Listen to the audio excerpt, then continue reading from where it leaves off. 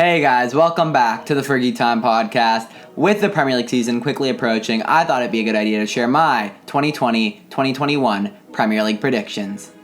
Finishing in 20th, we have Fulham. Last season in the Championship, they finished in 4th and qualified for the Premier League through a playoff spot. They signed the likes of Anthony Knockaert and Harrison Reed to permanent contracts this summer, and also added the talented CDM Mario Lemina and the talented left back Anthony Robinson over the summer. However, I still have major concerns regarding their attack, as they only have one Premier League proven goal scorer, and that is Mitrovic. Other than him, they don't have anyone up top that really excites me for the season, and I think they lack a lot of Premier League quality in their first team, so I see them going right back down to the Championship.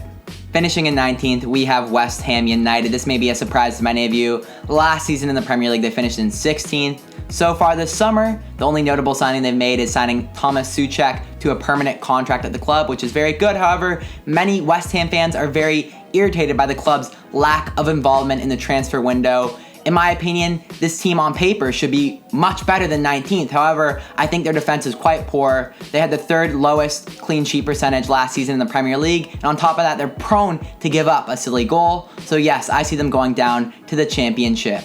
Finishing in 18th, I have Aston Villa. Last season in the Premier League, they finished in 17th, just avoiding relegation. However, they conceded the second most goals in the Premier League. To try and solve that, they brought in right back Matty Cash. However, he's a very attacking-minded fullback, so I don't think he will be able to solve those defensive issues. There's lots of rumors still surrounding the club, but nothing official has been announced. I think with the potential of losing Grealish, lack of new signings, and also just a dodgy defense, I think it's very likely Villa will also head back down to the Championship. Finishing in 17th on the brink of relegation, I have West Brom. Last season in the Championship, they finished in 2nd, and in my opinion, they have a very decent squad throughout. They made the vital decision to sign Pereira and Diangana to permanent contracts, and those are arguably two of their most impactful players, so well done there.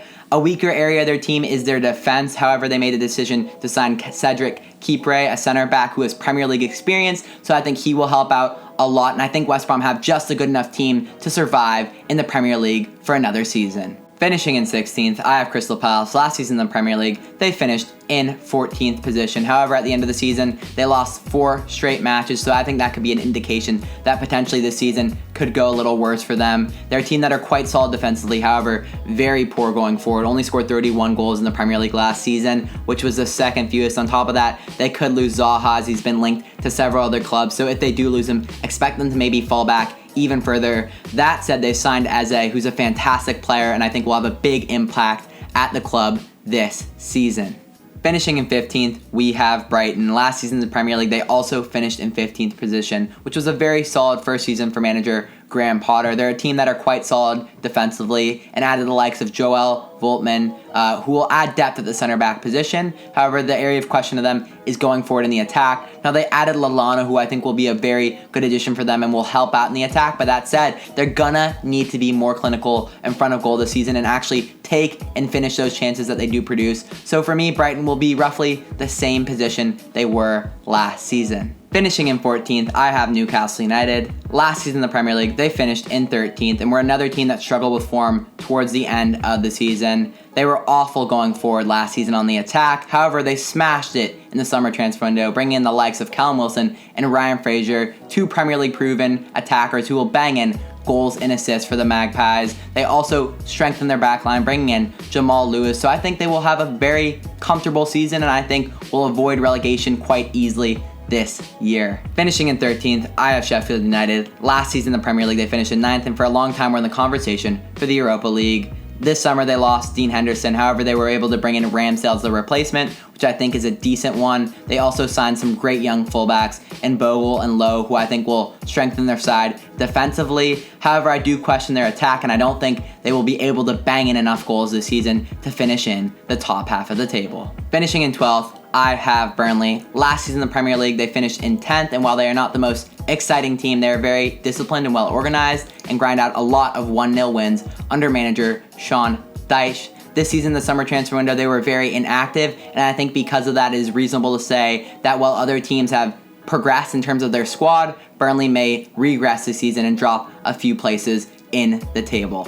Finishing in 11th, I have Leeds United. Last season in the championship, they were the winners and were absolutely class. I think they have a really good squad, and I am a big fan of their manager, Bielsa. This summer, they made some great signings, bringing in the likes of Rodrigo and Koch, and also signing the likes of Costa, Meslier, and Harrison to permanent contracts. I think the key for them this season will be to finish their chances, as they created so many last year but weren't very clinical in front of goal. And I think if Leeds finish 11th, that would be a great achievement for their first season back in the Premier League.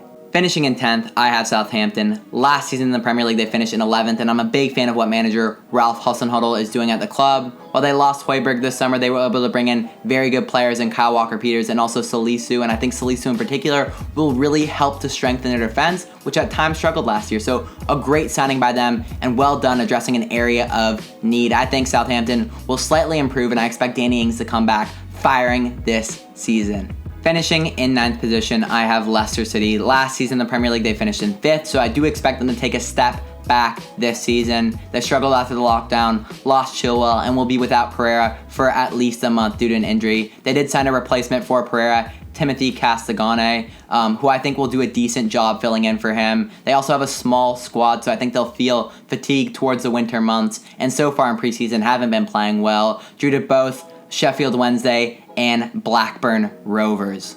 Finishing in 8th position, I have Everton. Last season in the Premier League, they finished in 12th, and I think Carlo Ancelotti's side this season is primed to have a very good season. In the summer transfer window, they brought in Alon, James, and Decore, fixing their midfield woes and struggles that they had last season, which I think will be key for them moving forward. I think this team will be a lot more creative with those players being added, and I think will be a lot less predictable and be more efficient in their attack. Overall, I'm very excited to see this team play and figure out how good they will be and what their potential is. Finishing in 7th position, I have Wolves. Last season in the Premier League, they also finished in 7th position and advanced to the quarterfinals of the Europa League as well. This is a team that has great squad depth and overall is just really sound throughout. In my opinion, Nuno is also a very underrated manager. He never gets mentioned with the best managers in the Premier League, and I think he is really on that level. They didn't make many splashes in the summer transfer window apart from signing Fabio Silva, the 18-year-old Portuguese wonder kid. So I don't think he will have a major impact this year, but a great signing for the future nonetheless. And overall, I just expect the same quality for Wolves because they've done it for multiple years in a row now. I'm very excited to watch them play as well this season. Finishing in 6th position, we have Tottenham Hotspur. And last season in the Premier League, they also finished in 6th position. This summer, they were quite active in the summer transfer window, signing Lo Celso to a permanent and also bringing in the likes of Doherty and Højbjerg as well. They're a team last season that looked good at times under Mourinho, but were quite uncomfortable in possession. And in my opinion, there's going to be a lot of weight on the shoulders of the likes of Harry Kane, Dele Alli, and Heung-min Son. And I think it'll be hard for them to carry this Tottenham team further than 6th place in the Premier League. Finishing in 5th position, I have Arsenal. Last season in the Premier League, they finished in 8th, but have greatly improved since manager Mikel Arteta has stepped in the door. In the transfer window, they were very active, signing Willian and Gabriel Magalhaes, and also William Saliba will be joining the team as well this fall, so they have greatly improved in my opinion. Now, there's still questions regarding their defense, but I think they're a lot more disciplined, organized, and also have an abundance of young talent coming through as well right now, and I think they will take major strides under Arteta this season. Finishing in 4th position, I have Manchester United. Last season in the Premier League, Manchester United finished in 3rd position, and to the frustration of many Manchester United fans, the club has not been very active in the summer transfer window. That said, they have signed Donny van de Beek and got Dean Henderson and Chris Smalling back from loan. While Manchester United have a great starting 11, they ultimately lack depth, and their second team is quite poor. For me, Manchester United have not improved enough, while other clubs around them have really strengthened their squad. So I see United taking a slight step back this season. That said, things could change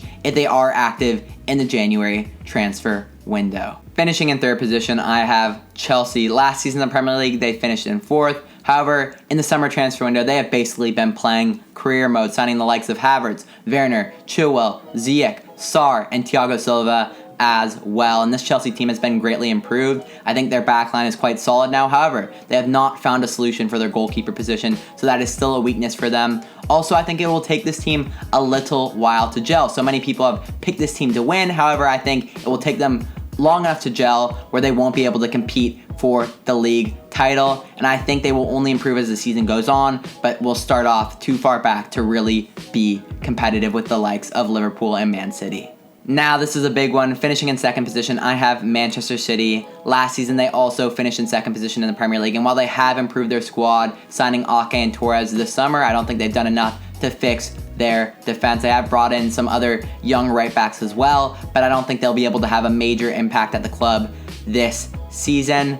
For me, the make-or-break signing for City was bringing the likes of either Koulibaly or Upamecano to strengthen the backline, and they haven't done that yet. So for me, unless they're able to keep it close and then make that signing during January, I think they will slip farther back behind Liverpool. I think it will be a tight race this season. I think it'll be very close, but I don't think City will have the defensive might to get past Liverpool.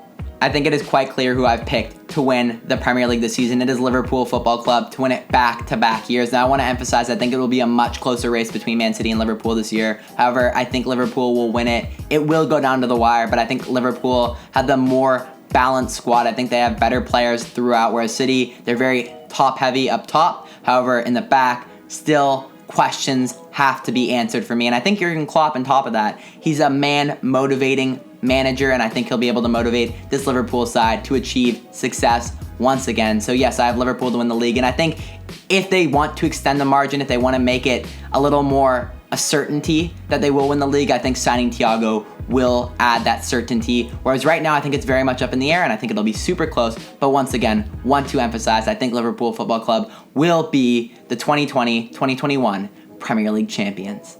Thank you guys for watching. I hope you did enjoy my 2020-2021 Premier League predictions. Make sure to leave your Premier League predictions down below in the comments. I want to see how you guys think the season will play out. Also, if you enjoyed the video, make sure to smash the like button and subscribe for more amazing football content. Anyways, we will end it there. Thank you and take it easy. Peace. I see the blue in her eyes from the sunshine. See the purple in her heart when it's nighttime. She just wanna be in her right mind. She couldn't give a damn about the limelight. So orchestrate you down.